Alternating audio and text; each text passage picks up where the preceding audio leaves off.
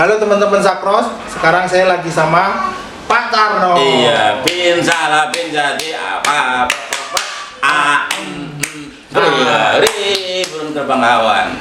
Di sini Pak Tarno pengen di channel Sakros, beliau pengen bagi-bagi kisah hidupnya, kisah suksesnya sampai sekarang jadi pesulap yang terkenal di Indonesia sama di dunia lain ya Pak ya? Di luar negeri. Di luar negeri ya. Iya.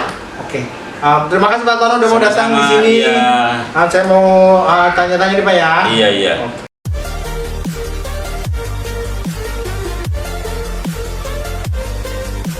Halo, jangan lupa subscribe channel YouTube Sakros. Insyaallah jadi apa? Prok. Bro terbang ke atas kawan deh.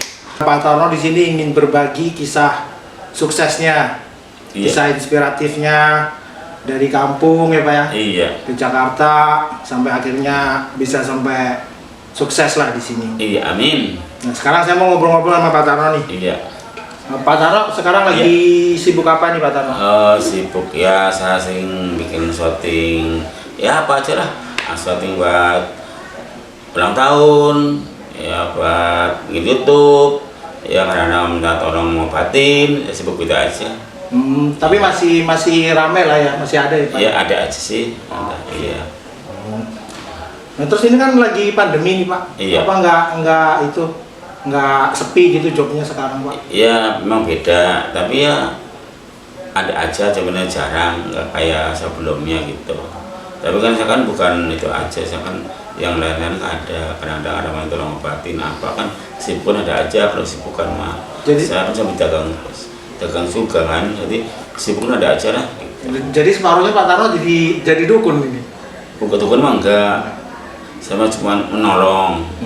Tapi bisa Pak, bisa sembuhin? Ya, saya kan cuma syariat, kalau kepada Allah, saya kan cuma syariat aja. Kalau sebenarnya kan saya kan minta kepada Allah gitu. Kalau orang semua sembuh kita aja. Oh, sebelum itu kan kalau saya ibaratnya saya bisa, saya enggak, saya benar bisa syariat aja, insya Allah. Pak Tarno asalnya itu dari kampungnya di mana sih Pak? Brebes. Iya. Masa kecilnya bisa ceritain nggak Pak? Dulu gimana masa kecilnya Pak Tarno di sana? Bisa, kecilnya gitu. Ya kecilnya saya emang ikut nenek saya, bapak saya meninggal. Mama saya pergi kemana tahu. Enggak, dari rumahnya saya di Jawa sih bilangnya Jakarta nggak ada. Pas sudah lama-lama, pas sudah tua nongol di Sumatera contohnya. Ibunya Pak Tarno? Iya di Sumatera. Berarti waktu di kampung dulu Pak Tarno tinggalnya sama siapa Pak?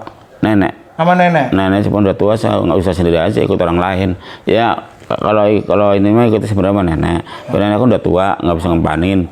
Jadi kita ikut orang lain aja, ikut yang punya kebo, punya kambing, terus angon kebonya gitu, kecilnya gitu. Jadi boleh dibilang Pak Tarno dikasih makan sama orang berarti dulu? Iya orang. Kecilnya? Iya ngasih makan nggak ada. Kalau saya nggak ikut orang lain ya, saya ngasih makan siapa? Zaman dulu kan susah. Nah, waktu kecilnya kan Pak Tarno susah tuh. Cuman saya dengar dulu waktu masih di kampung Pak Tarno ini separohnya playboy gitu, banyak disukai sama cewek. Bener nggak sih Pak? Di kampung tuh waktu masih dulu ya, waktu Pak Tarno masih susah itu Pak Tarno sudah banyak disukai sama cewek-cewek, bener nggak sih Pak? Iya, sebenarnya saya belum ngerti. Belum ngerti? Belum. Tapi memang bener Pak Tarno banyak yang suka? Iya banyak lagi kecil. Jadi masih kecil udah punya pacar. Kalau punya pacar kan udah gede, saya masih kecil punya pacar. Masih kecil udah pacaran.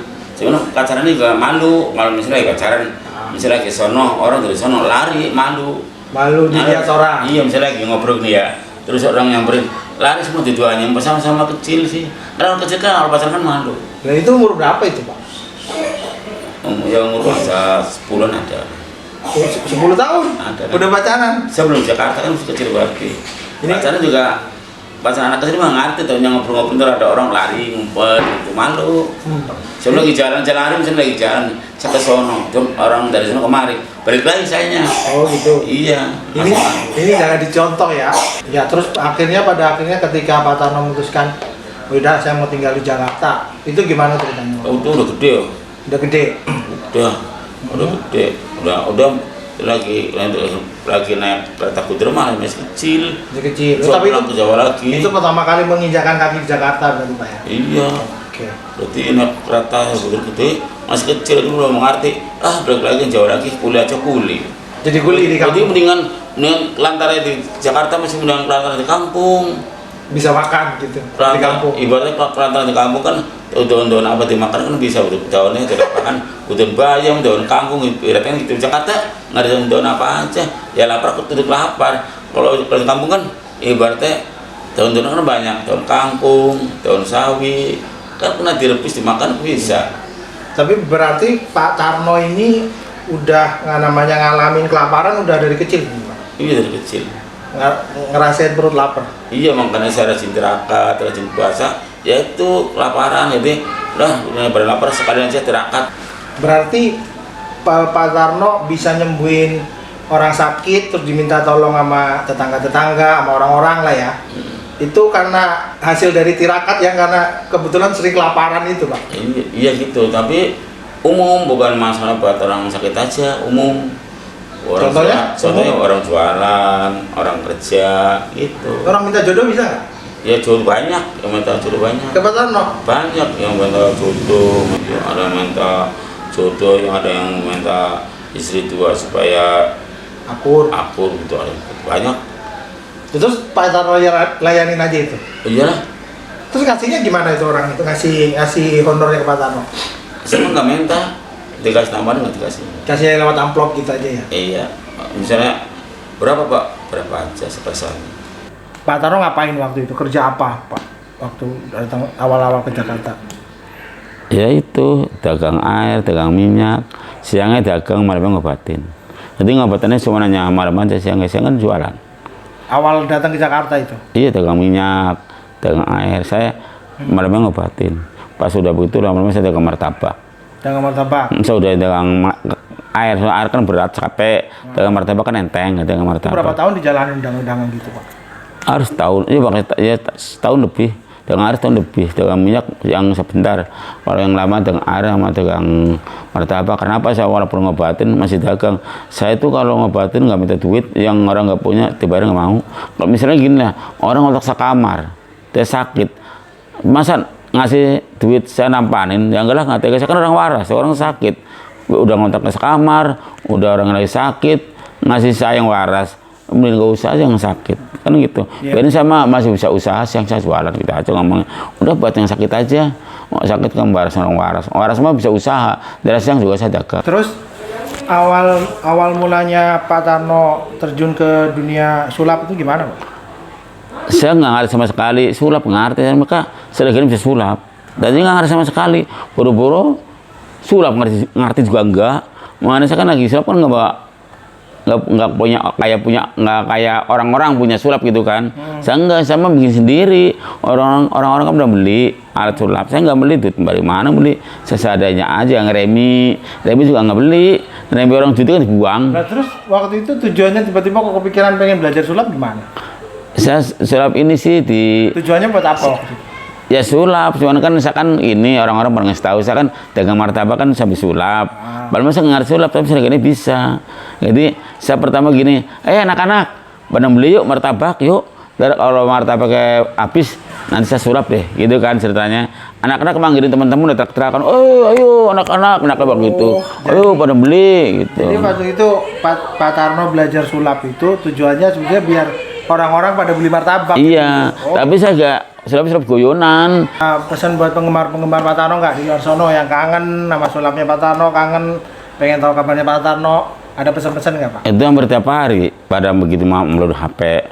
Tolong ya, pin salah pin jati apa prok sering disuruh begitu tiap hari. Oh gitu. Mm-mm. Saya kan juga sering nih ketemu sama Pak Tarno. Pak Tarno kan ada gosip juga katanya Pak Tarno jatuh miskin, Pak Tarno bangkrut gitu ya. Banyak itu mah, biarin aja sih. Orang kan ada yang sirik, Gitu. ada yang baik. Orang kan nggak mungkin baik semua, kan nggak mungkin. Itu yang sirik drengki, biarin aja sih. Tapi Pak Tarno enjoy aja ya. Nah, Biasa. gitu. Saya lillahi ta'ala aja. Saya ngadu pada Allah. Saya nggak bisa balasnya dari Allah yang balas itu aja. Baribasan saya nggak berani, ada yang berani. Oke. Saya nggak bisa balasnya, ada yang balas. Itu aja sih mikirnya, jadi biasa aja. Tapi Pak Tarno intinya nggak terganggu lah sama gosip-gosip kayak begini. Enggak, karena apa? Saya percaya kepada Allah. Biarin kan balas kepada Allah. Dia ngatain saya bangkrut, juga dia bangkrut sendiri. Biarin aja sih. Iya. Saya kan cukup berdoa kepada Allah. Kalau berdoa dekat kepada Allah, insya Allah manjur. Dan saya begitu ngobatin orang, insya Allah sembuh, gitu aja. Ya, iya. Oke. Ya kayak saya begini, dihina orang diem aja, Dimaki-maki orang diem. diem aja. Emang saya ngebales enggak, biarin aja. Emang bener saya nggak balas, tapi ntar Allah yang balas, itu aja. Saya cukup zikir kepada Allah. Oh, berarti ikhlas lah ya. Ikhlas, saya cukup zikir kepada Allah. Ya saya merasa nggak bisa balas, ntar Allah yang balas. Oke. Yaudah, Hukum terima kasih. karma berlaku. Yaudah, terima kasih Pak Tarno untuk waktunya mampir ke channel saya. Iya sama-sama. Kapan mampir Iya. lagi? Iya, Oke. maksudnya gitu. Oke. Terima kasih Pak Tarno. Sama-sama, iya. Yang mau mampir ke sini. Iya. Ya, terima kasih banyak.